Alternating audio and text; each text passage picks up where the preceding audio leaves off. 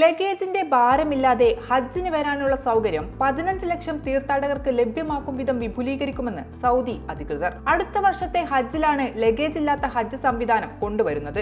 തീർത്ഥാടകരുടെ യാത്ര സുഗമമാക്കുന്നതിനും അവരുടെ വിമാനത്താവളങ്ങളിലെ അനുഭവം മെച്ചപ്പെടുത്തുന്നതിനും ലക്ഷ്യമിട്ടാണ് എയർപോർട്ട്സ് ഹോൾഡിംഗ് കമ്പനി ലഗേജ് ഇല്ലാത്ത ഹജ്ജ് സംരംഭം വിപുലീകരിക്കുന്നത്. ജിദ്ദ സൂപ്പർ ഡോമിൽ ഹജ്ജ് സമ്മേളനത്തിലും പ്രദർശനത്തിലും എയർപോർട്ട്സ് ഹോൾഡിംഗ് കമ്പനി അവരുടെ ലഗേജ് ഇല്ലാത്ത ഹജ്ജ് സേവനം പ്രദർശിപ്പിച്ചിട്ടുണ്ട്. സൗദി വിമാനത്താവളങ്ങളിലെ യാത്രക്കാരുടെ അനുഭവം മെച്ചപ്പെടുത്തുക, കാത്തിരിപ്പ് സമയം കുറയ്ക്കുക, താമസ കേന്ദ്രങ്ങളിൽ നിന്ന് വിമാനത്താവളത്തിലേക്ക് കൊണ്ടുപോകുന്ന ലഘുവസ്തുക്കൾക്ക് മാത്രമായി ലഗേജ് പരിമിതപ്പെടുത്തുക എന്നിവയാണ് ഈ സേവനം ലക്ഷ്യമിടുന്നത്.